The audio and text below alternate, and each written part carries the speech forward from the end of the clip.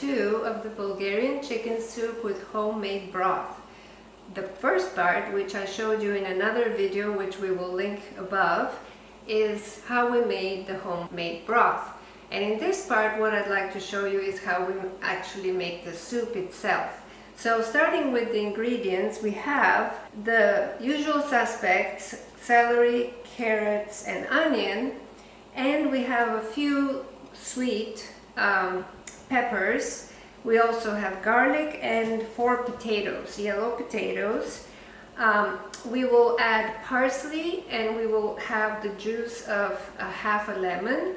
I will add a half cup of rice in addition to the potatoes.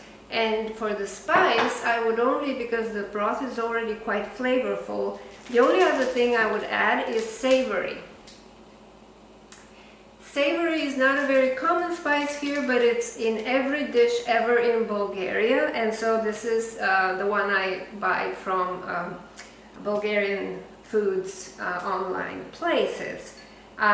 If you do not have savory, you can combine some thyme and oregano, and that will just be as flavorful.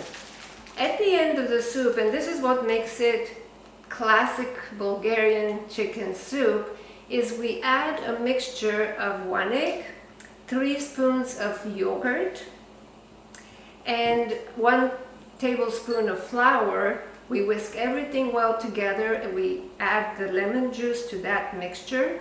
I'll show you how. Let's go.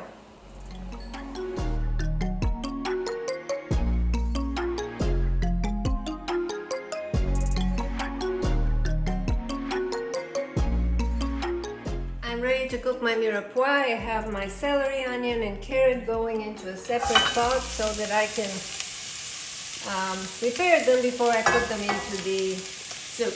That way it will come together much quicker.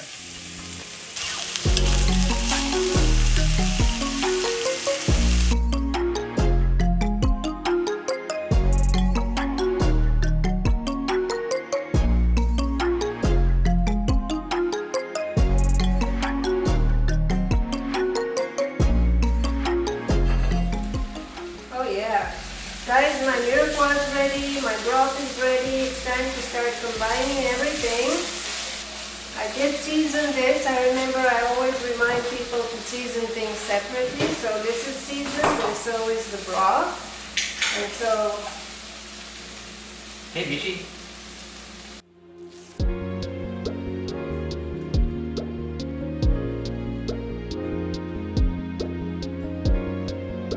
Because it's been boiling and it has quite a lot of heat and warmth, I'm going to add my potatoes. I will also add my rice.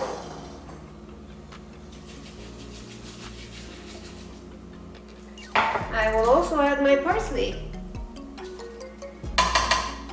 Savory spice. Put in about a teaspoon. This is my savory spice.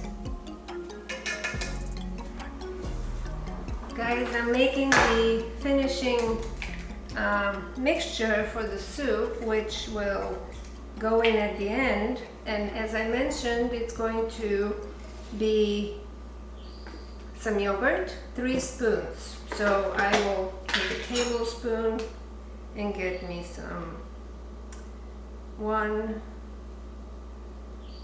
2, like that, 3 tablespoons. And then I have my egg, tablespoon of flour, so I'll mix about 2 of these is going to be probably good. Like I've mentioned in other videos, I do a lot of this stuff by feel. I also have the juice of half a very big lemon. I don't want all the seeds and stuff to go in, so there's my lemon juice. And now we whisk.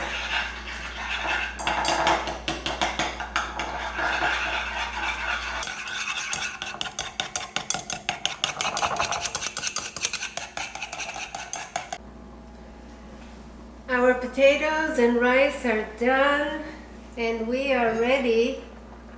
Look at that.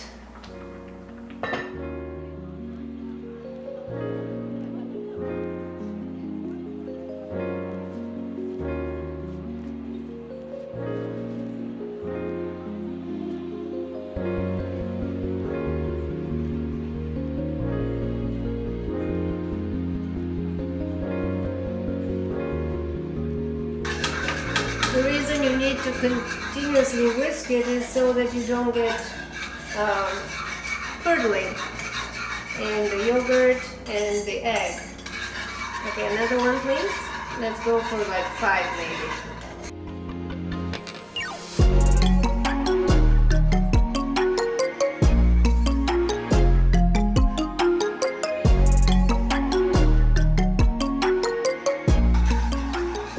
Actually, that's enough.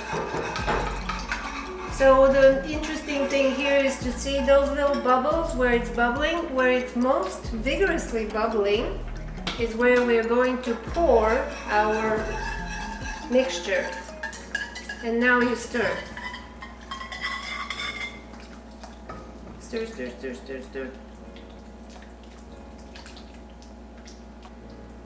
Oh, this reminds me of my childhood. My mom would make this soup, and every time that I would eat it, and it was not just because I had a cold or something. It is so satisfying. It is thick, it is creamy. The potatoes and the rice give that fullness, not just like a very thin soup.